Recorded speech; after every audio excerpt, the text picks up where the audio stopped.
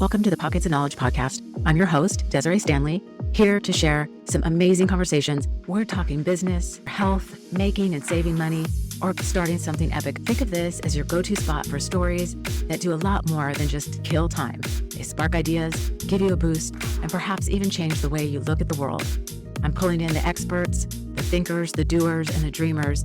We're about to dive into stories that open doors and ideas that light up your brain. Here we go. Welcome, everyone, to the Pockets of Knowledge podcast.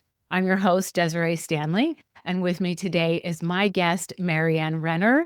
How are you today, Marianne? Desiree, I'm awesome and super excited to be here with you. Thank you so much, and I'm honored to have you on the show. Marianne, you are so accomplished, and I cannot wait for the listeners to learn from you today. You have so much amazing stuff to share.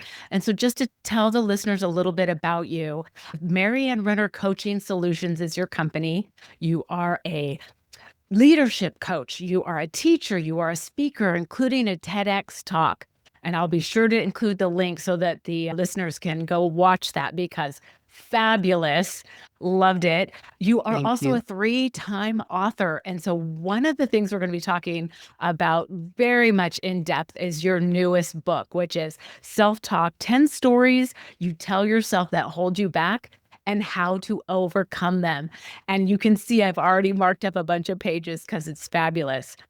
But Marianne, enough with me. Would you share with us how this journey happened for you? Like what led you down this path?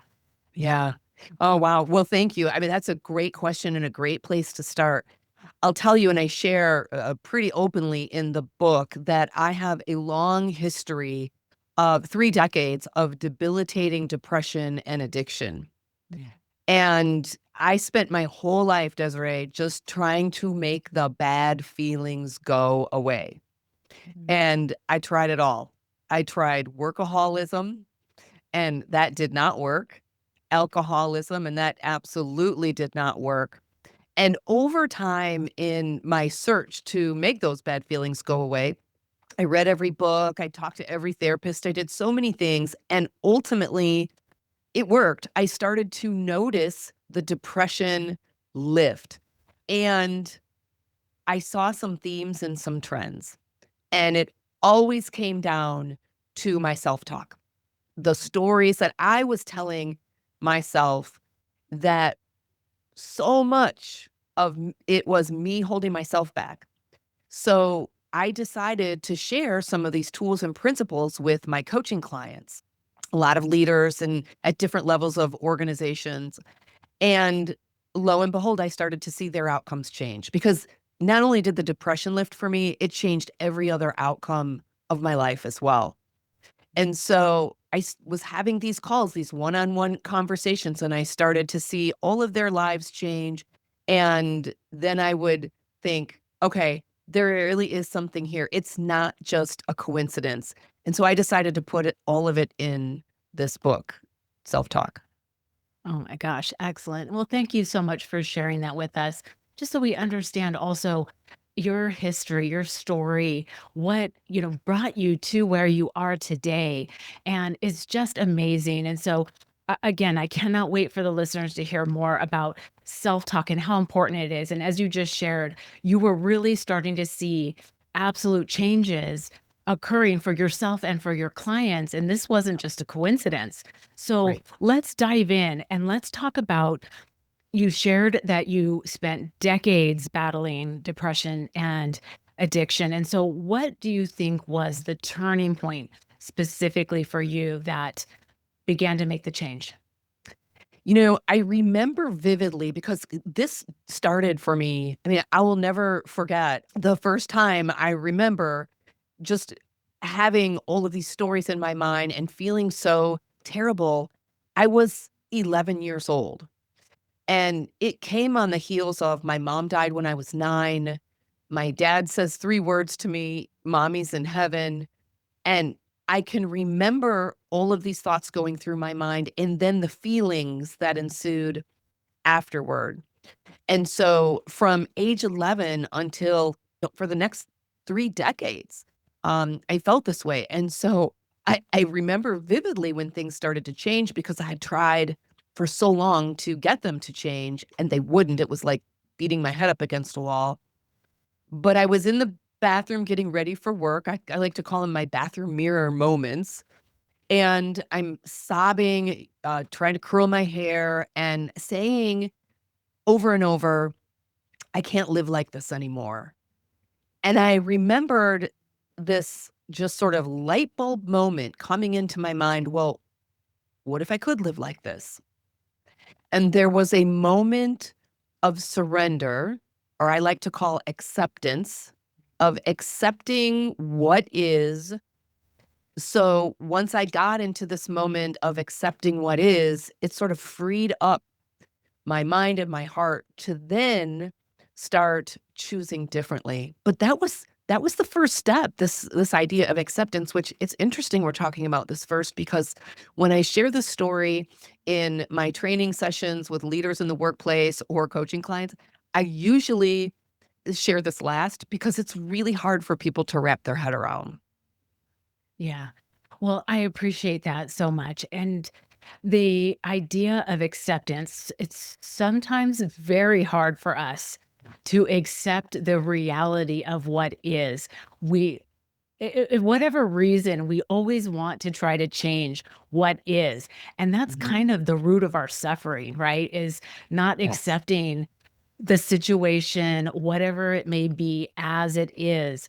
Right. And so I think that's foundational really in everything that we do. I mean, it makes all the difference when we can accept it. So you Mhm. just shared like how you thought, well, what if I could live this way?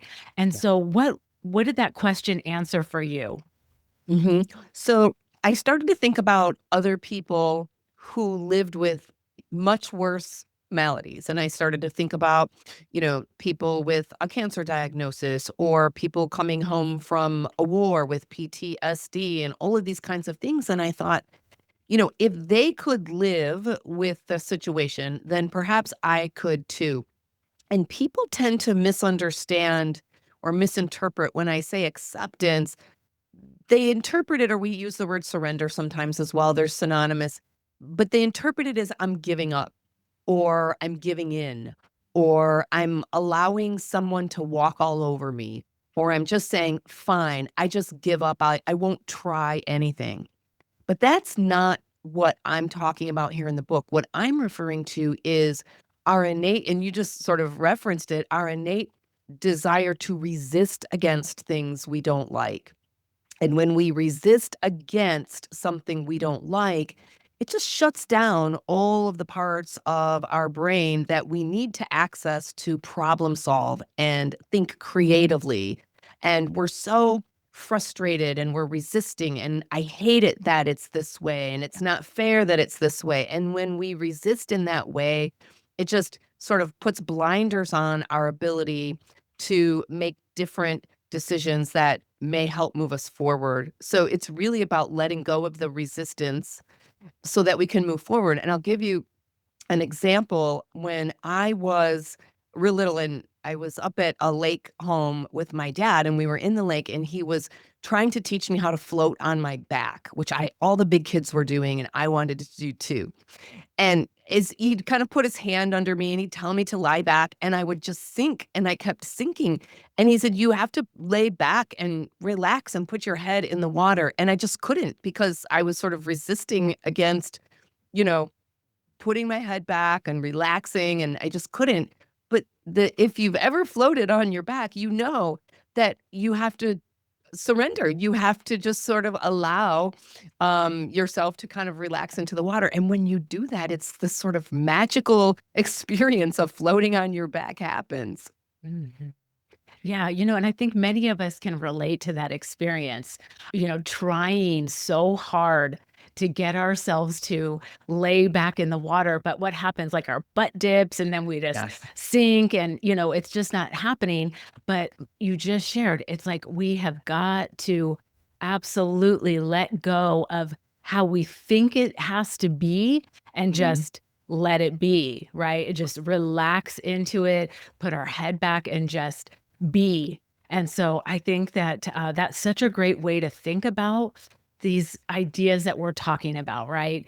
Just let it be, let your body flow with it, let your mind flow with it. And I love that you pointed out how we put blinders on when we start having these conversations with ourselves.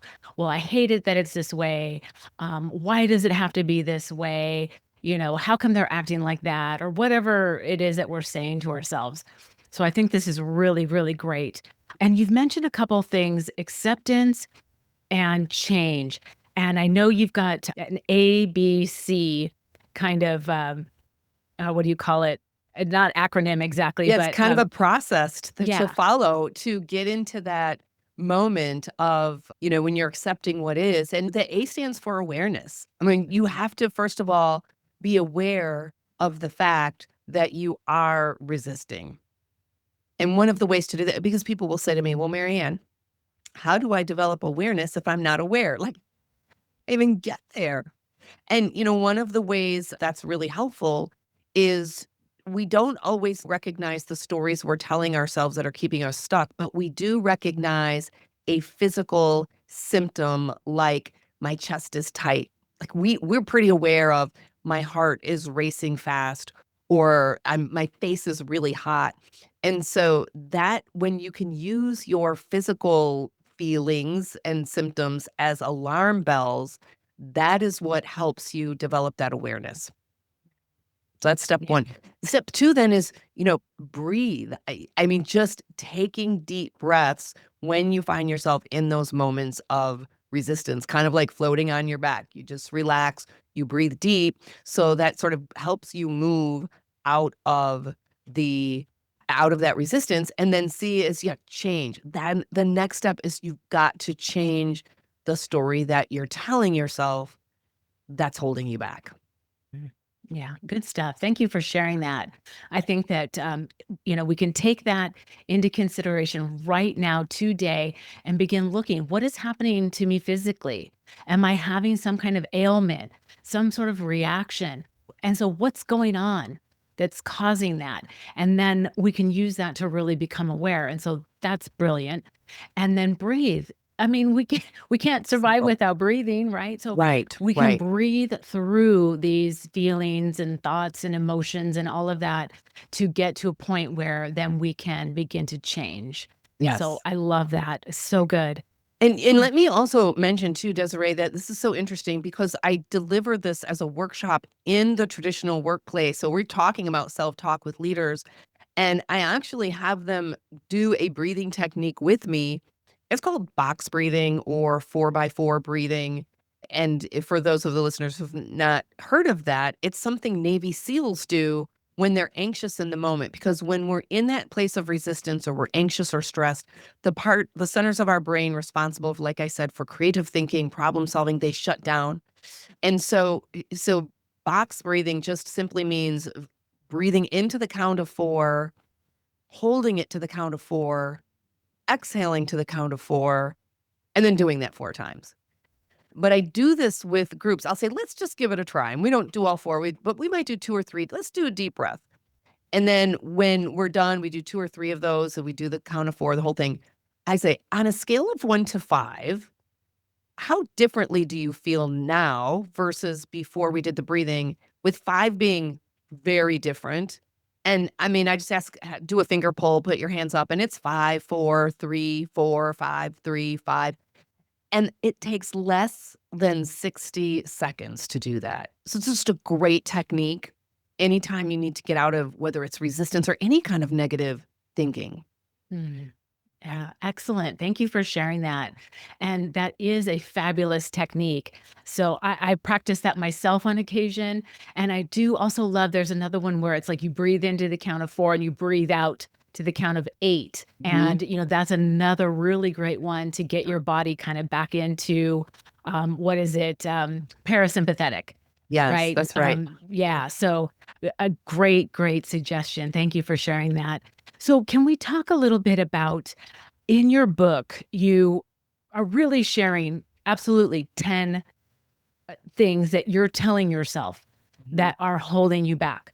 So, do you want to share a couple of things from the book that the listeners can begin to implement into their lives right away?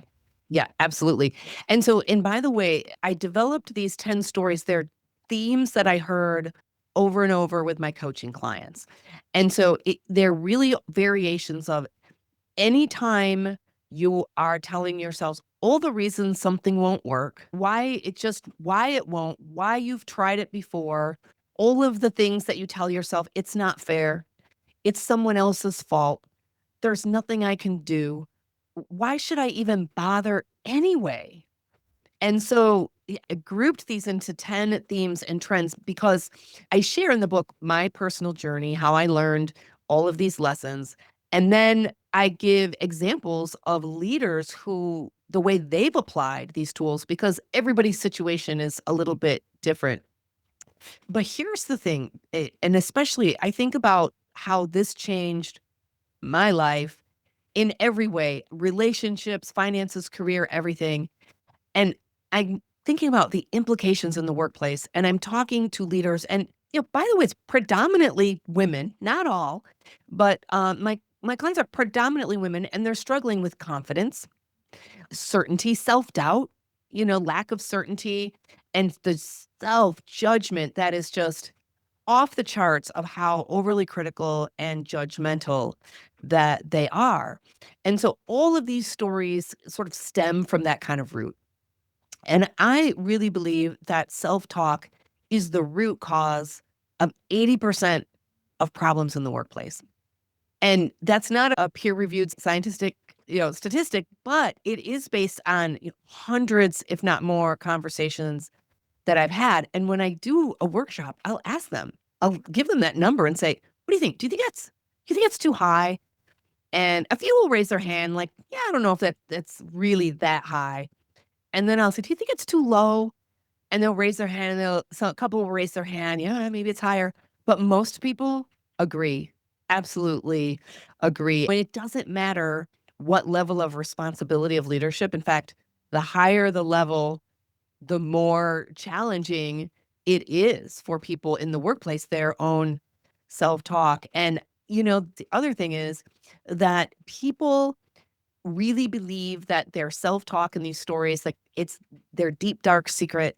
They're the only one that struggles with this, and I learned this because no one tells me in a group setting, but they pull me aside in a sidebar conversation, and I wanna say, I've already had this conversation 10 times today, but we think it's our own secret, and no one else can know, and that it only affects us when we go to work and, my sabotaging self-talk is just affecting me, my self-doubt.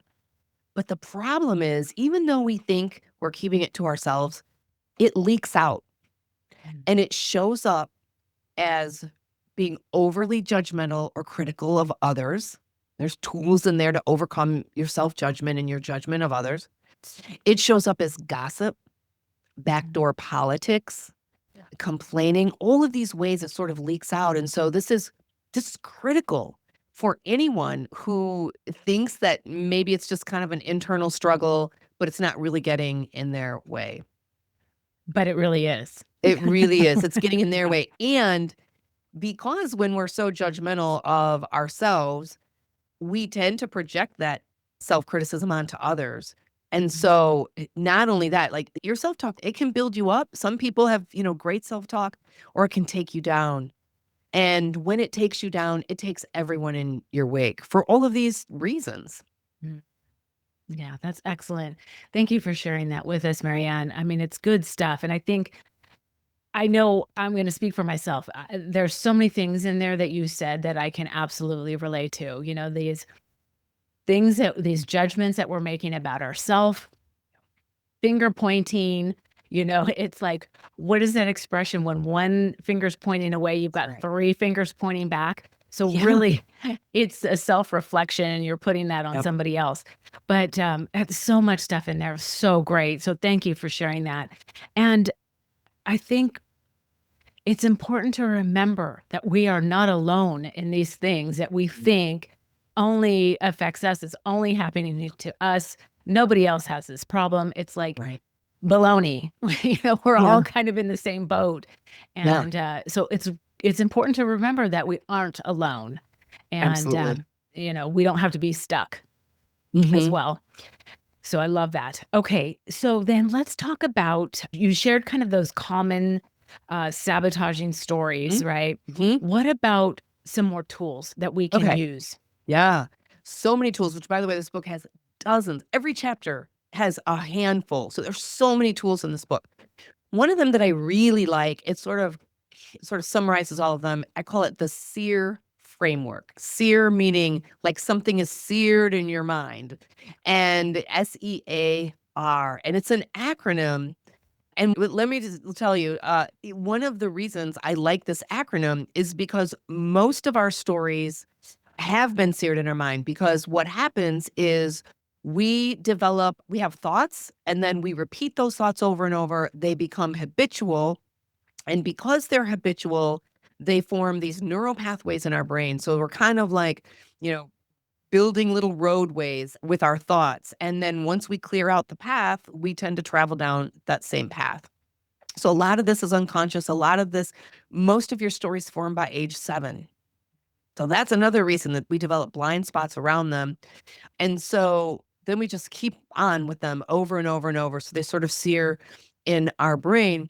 So here's what SEER stands for: story plus emotion plus action equals result. So let me kind of explain how this works. So we experience a situation, okay? And then step 1, we tell ourselves a story about that situation.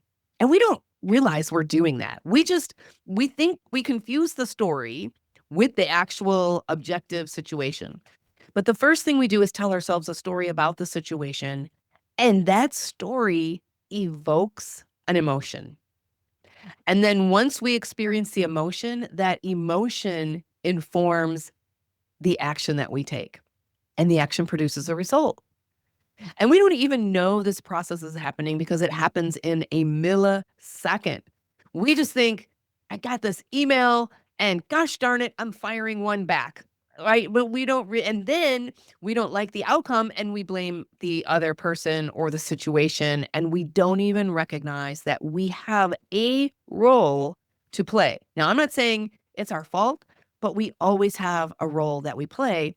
And, some people think, I don't want to feel like I'm playing a role, but it's actually the most empowering understanding you can have, because if you play a role, that means you can change it and you can choose a different role.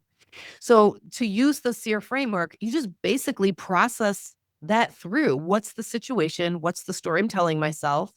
What's the emotion I have? How am I feeling? What's the action that I took or want to take? And what was the outcome? So now, if we don't like the outcome, we want to kind of reverse engineer that. We want to change the result. Then we need to change the action. We want to change the action, change the emotion. And if we want to change the emotion, start with changing the story. So it's a really great, simple framework, which, by the way, I like to look for tools that are simple because simple works. And that's the power and the beauty of a lot of these tools. Yeah. That's excellent. Thank you so much for that. You're right. It's a simple way to look at something that's complex, because Mm. it can be complex. Like, we often make things more difficult for ourselves and others than they need to be. And so by taking these steps, we can really change that for ourselves and the situation, right? Because, like you just shared, you want a different response. Look at what's happening with your emotions, right? And your story, what is going on? And so I think it's brilliant. So thank you so much for sharing that with us. And I think we can all take it away right now and begin applying it into our daily lives. I mean, I still use all of these every day. I need them. We never get to that place where we arrive. It's like exercising or eating. Just because we ate today doesn't mean we don't have to eat tomorrow. Yes, and that's another great point. I think that there's something about, we just assume that we've done the thing, it should be over now, or, Yeah. it should be fixed now. And Yes. that's not the case. And like you just said, for exercising, you can't just exercise for a week and think that you're going to be all better and you don't ever Right. have to exercise again. Yeah. Or eating right, Mhm. it's as simple as that. When we break it down and think about it, it's like these things need to be every day. We need to be Yes. employing these techniques every day when we're dealing with our daily life. And, Yeah. it is more and more complicated every day in the world, but we can make it a little bit easier on ourselves by using Yes. these techniques. Yes, and in addition to that, Desiree, it is sort of a continuum. Like we never arrive. We practice the skills and the techniques and we get better at them. And in addition to that, it also depends on the situation. There are certain areas where we sort of develop the skill and we're really good at it, but then other things come up in our lives and we struggle. So our ability to utilize or practice or perfect the skill also depends and ebbs and flows, based on the situation because we all have different, kind of triggers. I always like to say I have the 3 T's. If it's time, I have a time constraint. If it's traffic, if I'm in traffic or technology when it's not working. Like those are the times where it's a little bit harder for me to use some of these tools than it is maybe in other situations. Yes, and thank you for pointing that out. I think that's so great, to begin to look at where are the areas in your life that you may be a little bit more challenged, and just know that over time when you're practicing these, it will get easier, but you need to keep practicing, right?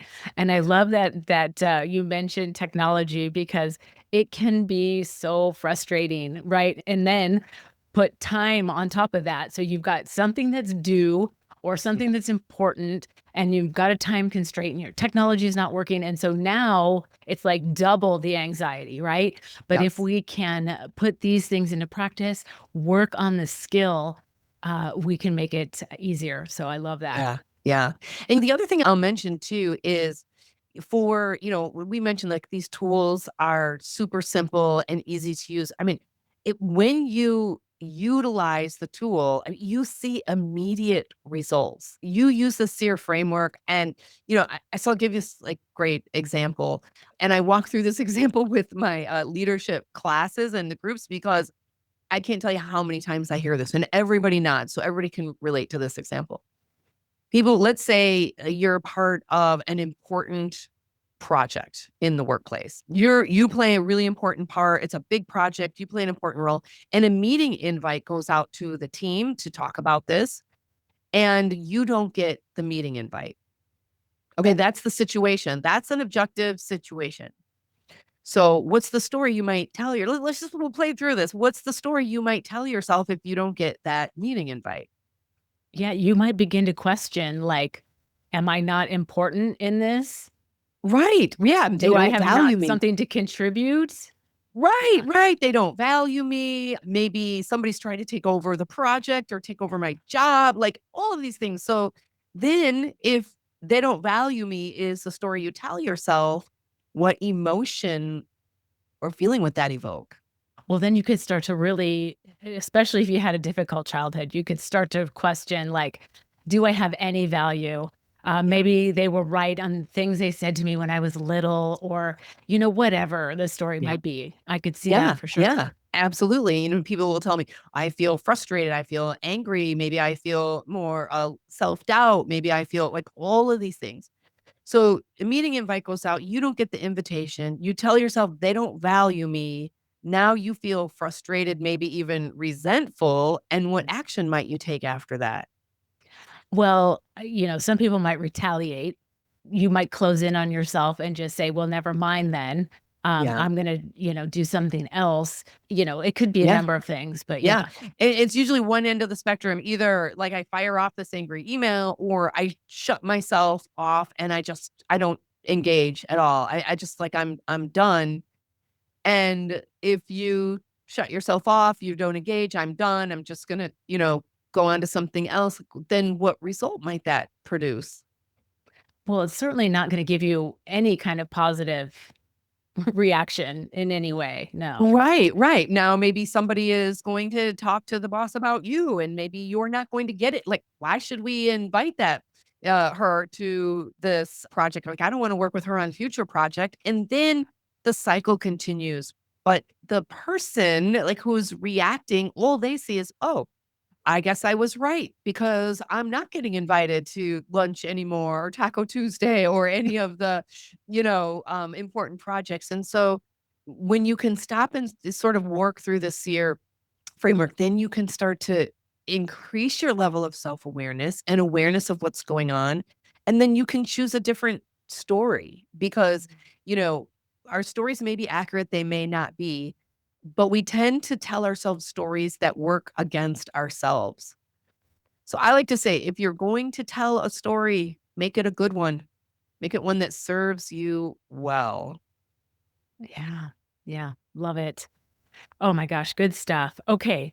So let me see, where do I want to go from here? Oh gosh, we've talked of some great tools you've shared, the SEER framework, ABC, accepting, breathe, and change. I mean, there's so much good stuff. Let's talk about leadership. Mhm. And what is your definition of leadership? Oh, I'm so glad you asked this question because most people, when they think of the word leadership, they think of a position on an org chart. And that is true. I have direct reports. I have people who report to me. I lead a team. But, when I was little, Desiree, we used to go outside and play. We'd run around and have these childhood games and we'd play tag and freeze tag and red light, green light. And we used to play this game called Follow the Leader. And I don't know if you ever played that, but follow the leader means one kid would stand in front of everybody else. And whatever they did, we had to follow. So they'd, hop on one leg, we'd have to hop on one leg. Or they'd pat their head and we'd have to do that. That is what leadership really is. Leadership is making a decision, maybe going first, in spite of what everybody around you is doing, and leading the way. And who do you want to be and how do you want to show up when others are following you? So we're all leaders. Anyone who chooses to be a leader is a leader.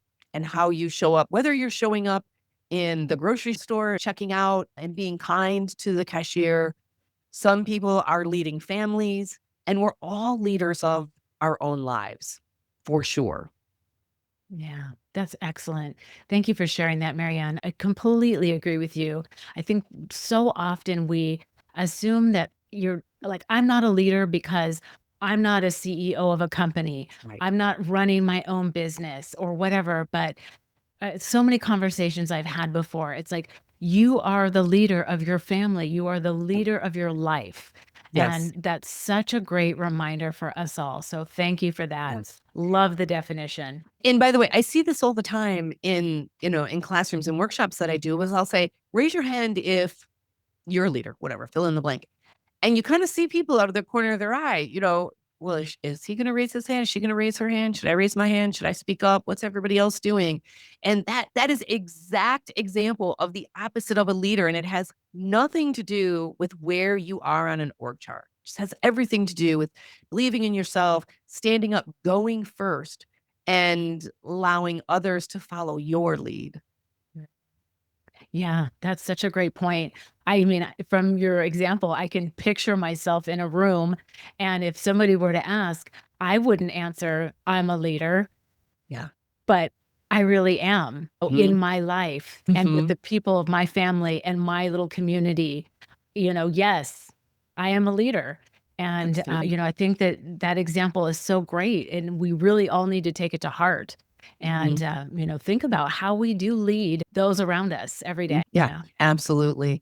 We're always telling ourselves stories, whether it's I'm not a leader, I'm too young, I could never do that, or I'm too old to be able to do that, or I don't have the right degree, which by the way is one I hear so often, especially women. I had this client once, and by the time she came to me, she was a director level in her organization and she was miserable. And she said, I can't do anything else because I don't have the right degree. But she was telling herself these stories that she was not good enough, which by the way is the root cause of a lot of these stories is the belief that you're not good enough. So we worked together and applied some of these tools and she started practicing these tools and, we worked together over years, over many years, and so she actually ended up retiring, and when she did, she was the CEO of her organization. Oh my gosh, that's fantastic. Yeah. I love hearing that. I've had many conversations with guests on the show about, I need to have this degree. I need to have these letters after my name to prove that I'm good enough, that I'm worthy, that I know enough, Yeah. that people are going to believe me when I explain something. And it's like, I don't know if it's society, it's how we decided this is the case. Certainly there's situations like if you're a medical doctor, you need to have a medical degree, right? I'm not Mhm. saying somebody can just decide I'm a medical doctor, but we stop ourselves from pursuing things or engaging in actions because we think we don't have Right. the right knowledge, Yeah. the right experience, whatever. But it's just not the case. I mean, so often our lived experience is what is needed to pursue whatever our mind wants. Absolutely. And I am pro education. So I am all for, going to school, getting educated, getting a degree, only if you're doing it for the right reasons. So many people are getting a degree. I'm thinking of, the client I just talked to, because they think it will give them validation because they don't have it for themselves. Yeah. Yeah, exactly. And so what happens, we like keep chasing those degrees. Like Yep. I'll just get Yes. one more will be it, and Yes. then I'll be enough. And it's not the external thing. It's That's the right. internal. It's the stories that we're telling ourselves, right? Yes, the stories we're telling. I always like to say, like, you are the writer of your own story. When I was in high school, I had no idea what I wanted to be when I grow up, but I knew two things. Number one, I was never going to be a scientist because the minute they put that dead formaldehyde smelly frog in me, I just knew no way. But I also knew in high school, I couldn't wait to get down the hall, from biology class to an English class. And I had this phenomenal English teacher, Mrs. Lieben. Couldn't wait to get to that class because we just pretty much did two things. We read stories and we wrote stories. And I loved all of it. In fact, I started out my career, Desiree, I was a newspaper reporter. I did end up becoming a writer, and it was really cool because I got to write lots of stories about other people's lives and really interesting. But what I didn't realize was that the biggest story of all that I was writing was the story of my own life, Mm. and not with a pen and paper or a laptop, but with my mind, a little teeny tiny typewriter in my head in between my ears, that I was the creator and the writer of my story. Yeah. Marianne, that's so good. So good. We all need to remember that we are creating our stories, our life every single day by the things that we're telling ourselves. And I think that's so great to remember and just begin to examine how these things are playing out in your life, in the choices that you're making and the decisions and the directions that you're going because of those repeating stories. So Yeah. Mhm. excellent. Oh my gosh. Okay, so let's talk a little bit more about your book. Okay. Self-talk, 10 stories you tell yourself that hold you back and how to overcome them. And I did point out before, I've already marked up a bunch of this I'm because looking at in through it's so the video, good. and you've got everything tabbed. I'm like, "Oh my gosh, that's like an author's dream come true." Like, wow. Yes, because it's so good. And so of course, right in the beginning, I've marked about, it's ABCs of acceptance. Awareness, the breathing, changing your stories. So I love it. It's so good. And I just want to, tell the listeners you can go pick up pages from Marianne's book. She's got mariannerenner.com/self-talk. You can already get free chapters Yep. right from Yep. there. Free chapters, you I can download them, start reading right away. Yeah, I love it, and I had to get the physical copy because I do like to mark things up and really, get the good juicy stuff and just look back on it. So So, awesome. so good, and it really is foundational in what we can do with our lives when we examine the stories we're telling ourselves. But you really go so far beyond that because you're telling us how we can fix it, Mhm. and then that makes the difference.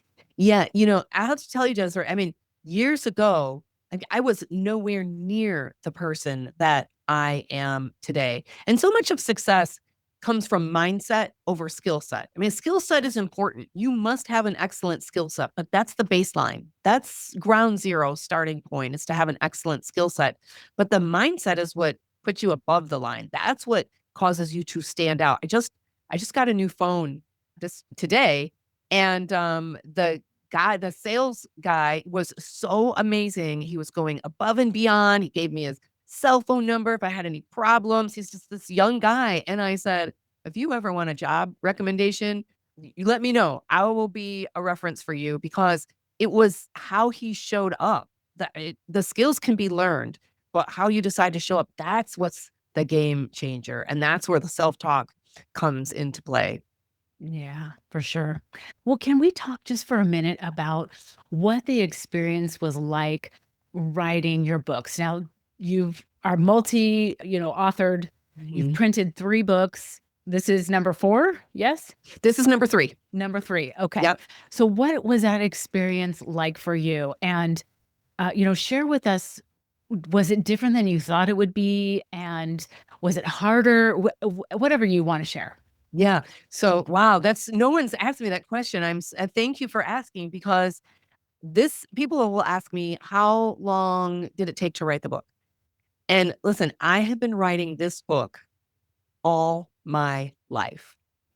And I always knew like this book was inside me. I didn't know it was going to be called Self Talk and I didn't know it was going to be 10 stories, but I knew that I was given a gift. I have a niece and her husband, they're actors. And he said to me once, Marianne, your story was given to you as a gift.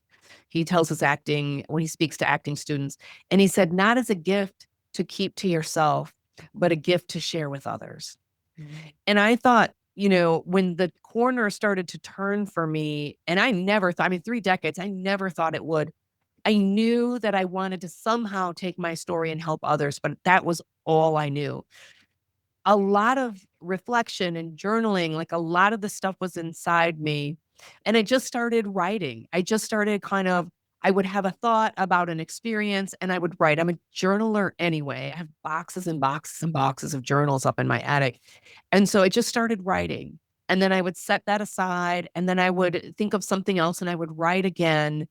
And then I would set that aside, and then I started thinking about my clients, and so I had all of these files in my computer, and I was like, "I wanna sew these together and make a book," and they felt disconnected. So you've read the book. Mhm. So I have, my TED Talk was about leading those hip hop kids to the Junior Olympics. I'm writing about the depression experience. I'm writing client experiences, and so I didn't know how to connect the dots. And then one day I realized as I was reading all of these chapters, I kind of had the chapters outlined. These are 10 different stories that we tell ourselves. And then it's just started to fall into place. But ultimately, people would sort of coach me on how to write a bestseller, how to write a book that people will read.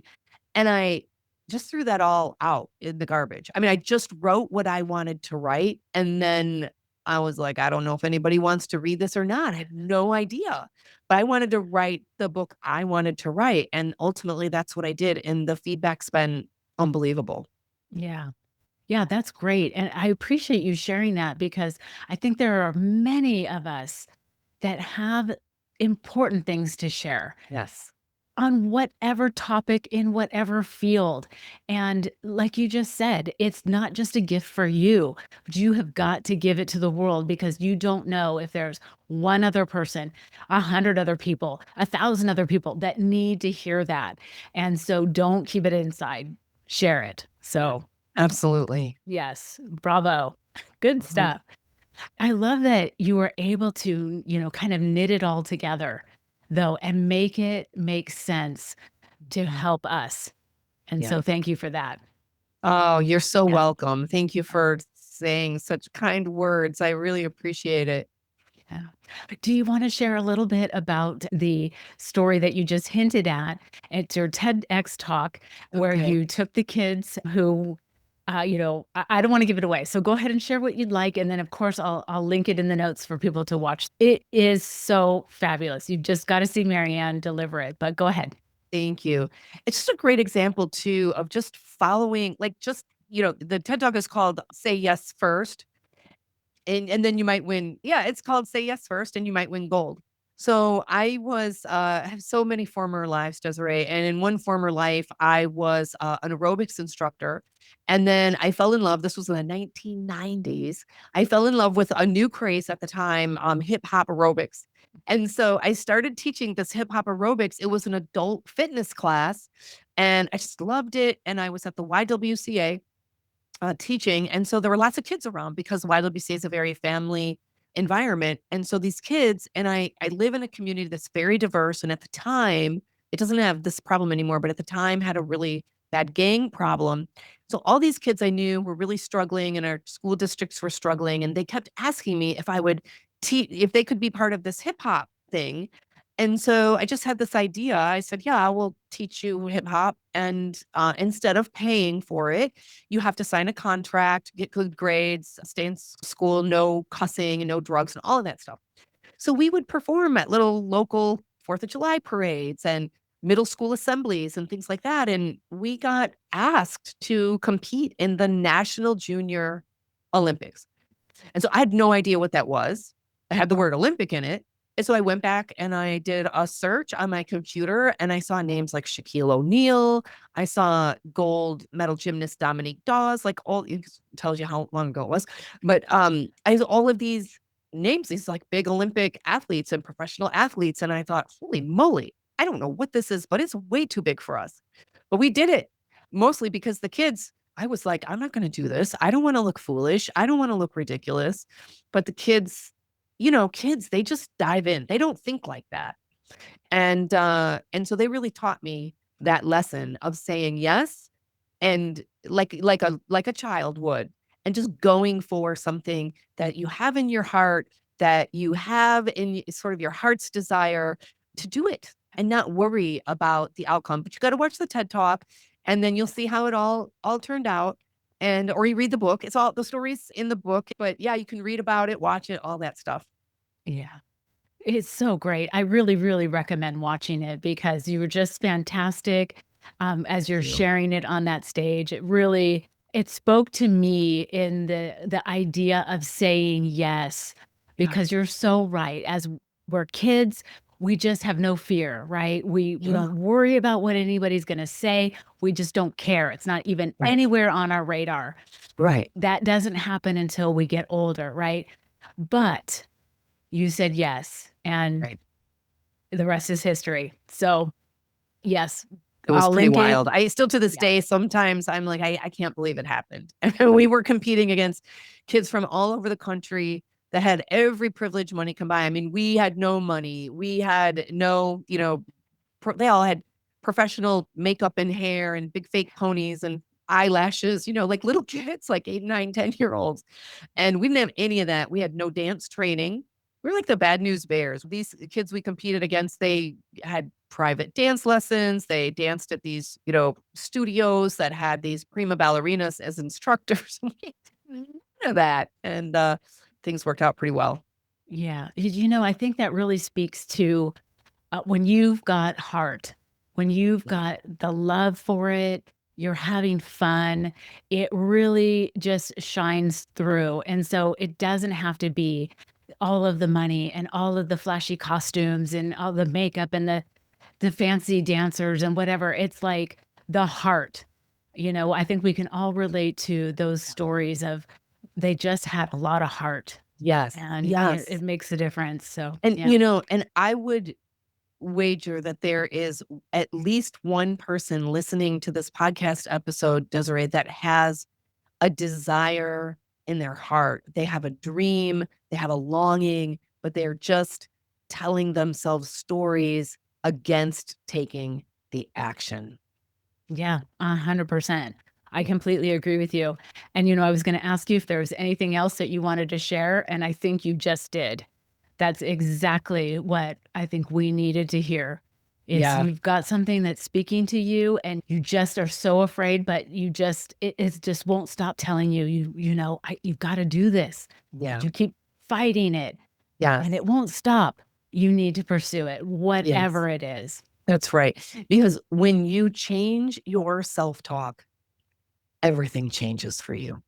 Yeah. Yeah. Beautiful. Thank you, Marianne. That was amazing. Okay, so I always love to have my guests share if there's books or podcasts that they think are beneficial or have been Mhm. influential. Of course, self-talk. I'm going to link that in the show notes, but is there anything else that you think the listeners should check out? I'll tell you a book. I write about it in self-talk, and in the author I write about there's a story. It's called The Happiness Advantage. And the author's name is Sean Achor, Achor. And he actually wrote an endorsement for self-talk, but he has a TED Talk with millions of views. But the happiness advantage is all about how happiness can give you a competitive edge in the workplace. It's a phenomenal book. It really inspired me in my journey. So I love anything by Sean and that book in particular. Okay, great recommendation. I will include that in the notes as well for the listeners to easily find. Are there any podcasts that you enjoy listening to? I love anything from Oprah. Oprah's got a Mhm. couple podcasts. They're both in my queue. Yeah. Okay, great. Good stuff. Okay. So, lastly, Marianne, would you share with the listeners how they can find you? Are you on social media sites, Mhm. your website, Yep. whatever you'd like? Yeah, go to my website. It's my name, mariannerenner.com. And as Desiree mentioned, you can download all kinds of free stuff. There's a workbook, there's 3 chapters to the book. You can find me on social media. You can find me on Facebook, Instagram, LinkedIn. Just search my name, speaker, you'll find me. Yeah. And I will definitely include the links in the show notes to make it super easy for the listeners to follow you because you are just sharing so much goodness and you've got to follow Marianne. So, that's my recommendation. Well, Mhm. thank you again, Marianne. This has been such a wonderful conversation. Thank you for sharing all of this amazing, amazing stuff with us today. Thank you. My pleasure. Thank you for having me. Yes, wonderful. Well, we'll talk more soon. Thank you, dear listeners, for tuning in to another insightful episode of the Pockets of Knowledge podcast. We appreciate your time and curiosity as we explore fascinating topics together. If you enjoyed today's discussion, be sure to join us next week for another amazing episode. Remember, your journey of learning and growth is a continuous adventure, and we're thrilled to be part of it. Don't forget to subscribe so you never miss an episode. Until next week, stay curious and keep exploring those pockets of knowledge.